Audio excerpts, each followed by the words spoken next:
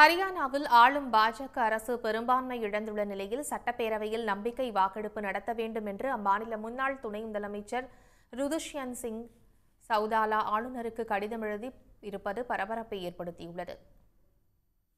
உறுப்பினர்களை கொண்ட ஹரியானா சட்டப்பேரவையில் தற்போது 88 உறுப்பினர்கள் மட்டுமே உள்ளனர். முன்னாள் முதல்வர் மனோகர் லால் கட்டார், ராணியா தொகுதி சுயேட்சை எம்எல்ஏ ரஞ்சித் சவுதாலா ஆகியோர் தங்கள் எம்எல்ஏ பதவியை ராஜினாமா செய்ததால் 2 தொகுதிகள் காலியாக உள்ளன.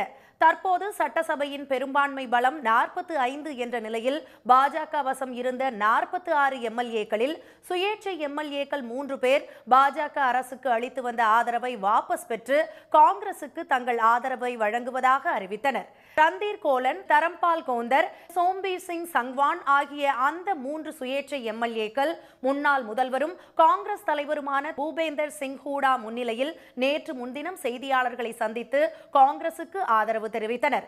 இதனால் பாஜகவின் பலம் 43ஆக சரிந்து பெரும்பான்மையை இழந்துள்ளது. 30 உறுப்பினர்களை கொண்ட காங்கிரசின் பலம் 33ஆக அதிகரித்துள்ளது. 2 எம்எல்ஏக்கள் யாருக்கும் ஆதரவளிக்காமல் நடுநிலை வகிக்கின்றனர். இந்த பரபரப்பான சூழ்நிலையில் 10 உறுப்பினர்களை கொண்ட ஜனநாயக ஜனதா கட்சி தலைவர் துஷ்யந்த் சவுதாலா ஆளுநர் பண்டாரு தத்தாத்திரேயாவுக்கு எழுதியுள்ள கடிதத்தில் பாஜகவுக்கு அளித்து வந்த ஆதரவினை சுயேட்சை எம்எல்ஏக்கள் 3 பேர் திரும்ப பெற்றதாலும் 2 ராஜினாமா செய்ததாலும் ஆளும் பாஜக அரசு பெரும்பான்மையை இழந்துள்ளதாக தெரிவித்துள்ளார். எனவே சட்டப்பேரவையை உடனடியாக கூட்டி நம்பிக்கை வாக்கெடுப்பு நடத்த உத்தரவிட வேண்டும் என்றும் அவர் கோரியுள்ளார். மேலும் எக்ஸ் தளத்தில் துஷ்யந்த் சவுதாலா விடுத்துள்ள பதிவில் ஹரியானா மாநில பாஜக அரசுக்கு எதிராக நம்பிக்கையில்லா தீர்மானம் கொண்டு வரப்பட்டால் அதனை தங்கள் கட்சி ஆதரிக்கும் என்று தெரிவித்துள்ளார்.